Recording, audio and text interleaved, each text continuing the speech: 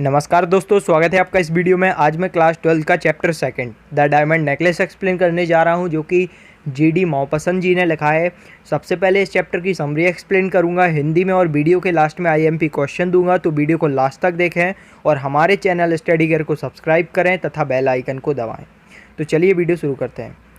जो कि इनका पूरा नाम Henry Renee Albert Guy de मौपसंद है और इनका जन्म 5 अगस्त 1850 में हुआ है और इनकी मृत्यु 6 जुलाई 1893 में हुई। जब इनकी मृत्यु हुई तो इनकी एज 42 वर्ष थी और ये 19वीं सेंचुरी के बहुत ही फेमस फ्रेंच राइटर हैं और इन्होंने इसके साथ साथ 6 नोवेल भी लिखी हैं और ये शॉर्ट स्टोरी राइटर के साथ साथ नोवेलिस्ट भी हैं और पोएट भी हैं। तो चलिए अब आगे बढ़ते हैं और समरी एक्सप्लेन करता हूँ। मैथलाइड लॉयसल एक बहुत ही सुंदर आकर्षक औरत थी। वह एक मिडिल क्लास फैमिली में पैदा हुई थी। वह बहुत ही महत्वाकांक्षी थी और वह सोचती थी कि उनके पास कुछ भी ऐसा नहीं है जिस पर वह घमंड कर सकें। उनके लिए यह संभव नहीं था कि वह किसी अमीर या फिर प्रसिद्ध व्यक्ति से शादी कर सकें। इस प्रकार उनकी शादी एक साधारण से क्लर्क के साथ हो जाती है, जो कि मिनिस्ट्री ऑफ पब्लिक इंस्ट्रक्शन में काम करता था। बहुत महत्वाकांक्षी होने के कारण वह खुश नहीं थी। वह एक साधारण जीवन व्यतीत कर रही थी। वह साधारण वस्त्र पहनती थी और मिडिल क्लास फैमिली की तरह वह अपना जीवन व्यतीत कर रही थी और वह ऐसे कमरे में रहती थी जिसकी दीवारें बहुत पुरानी थीं और वह अपने विद्यालय में पढ़ने वाली उन दोस्तों से नफरत करती थीं जो कि अमीर थीं। एक दिन उनके पति उनके लिए एक निमंत्रण पत्र लाते हैं, लेकिन वह प्रसन्न नहीं दिखाई देती क्योंकि उनके पास इस अवसर पर पहनने के लिए अच्छे वस्त्र नहीं थे। इसलिए उसके पति ने 400 फ्रैंक्स का एक गाउन खरीदने का प्रबंध किया। उसने यह पैसे अपने लिए बंदूक खरीदने के लिए बचाए थे। जैसे जैसे दावत की तिथि पास आ रही थी, वह पुनः बहुत उदास नज़र आ रही थी।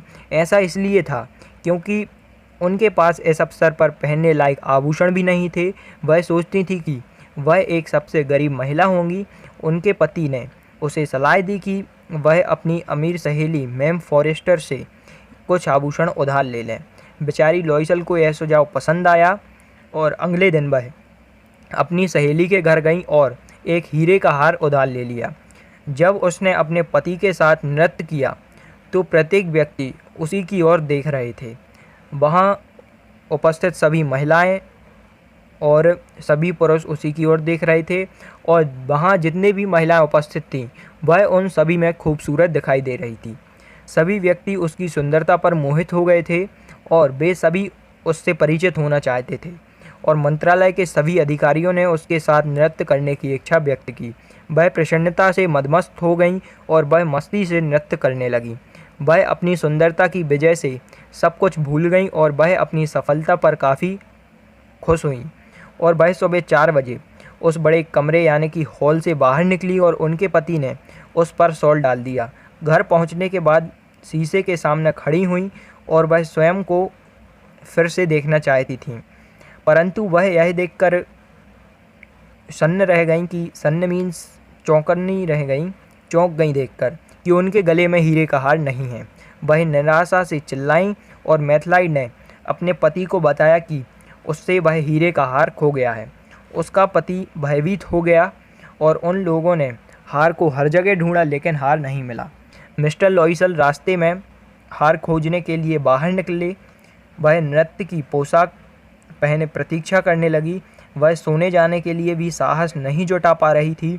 उसका पति लगभग 7 बजे घर वापस आया, किंतु उसे वह हार नहीं मिला।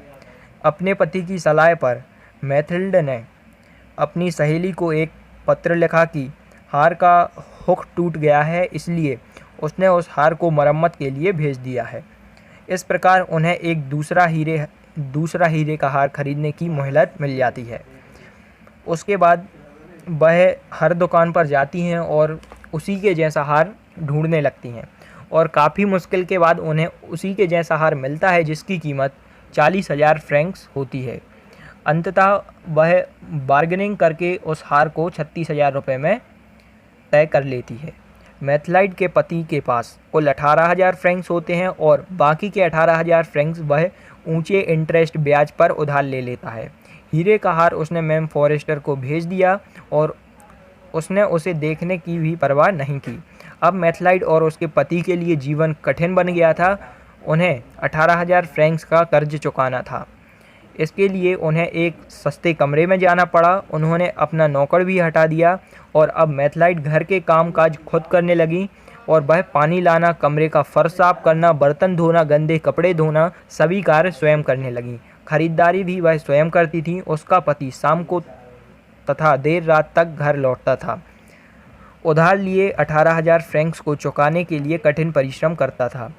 उन्होंने 10वें वर्ष तक सारा कर्जा चुका दिया, लेकिन मैथलाइड को इसके लिए काफ़ी बड़ी कीमत चुकानी पड़ी, क्योंकि वह एक सामान्य औरत लगने लगी थी और बूढ़ी दिखने लगी थी।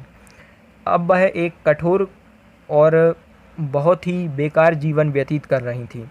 एक रविवार मैथलाइड घूमने के लिए बाहर निकलती है और मैम फॉरेस्टर उन्हें दिख जाती है। मैम फॉरेस्टर उससे उसके बड़े बदलाव के बारे में पूछती हैं और वह चकित रह जाती हैं। मैथलाइड ने बताया कि वह बहुत कठिन जीवन व्यतीत कर रही हैं, यह सब उसके कारण हुआ है। मैम फॉरेस्टर यह सुनकर चकित रह जाती हैं। तब मैथलाइड ने उसे विस्तार पूर्वक बताया कि किस प्रकार उससे हीरे का हार खो गया था और उसने उस स्थान पर 18,000 ब्याज लेकर, और 18,000 उसके पास पहले से थे, और 36,000 में उसने हार खरीदा और उसके बाद उस हार को मैम फॉरेस्टर को भेजा और उसके लिए उन्हें 10 वर्ष लग गए। मैम फॉरेस्टर उसकी दुख भरी कहानी सुनने लगी। उसने मैथलाइड को बताया कि उसका हार मात्र 500 फ्रैंक्स का था और उसमें लगे हीरे बनावटी थे और नकली थे। अब बात करते हैं आईएमपी क्वेश्चंस के बारे में। सेकंड क्वेश्चन आईएमपी है और क्वेश्चन थर्ड भी आईएमपी है। Why did Mathilde wear plain dress?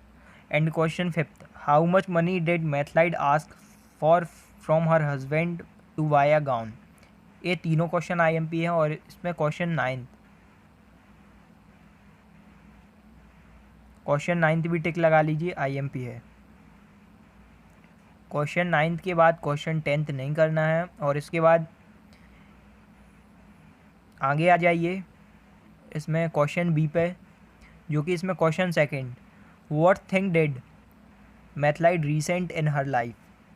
ये क्वेश्चन बहुत ही इम्पोर्टेंट है तो इसे कर लीजिए। और इसके बाद क्वेश्चन थर्ड भी आईएमपी है, on receiving the invitation to the ball Mathilde wept why? इसे भी कर लीजिए। क्वेश्चन फिफ्थ भी आईएमपी है, how did Mathilde fare at the ball? Fifth question भी कर लीजिए।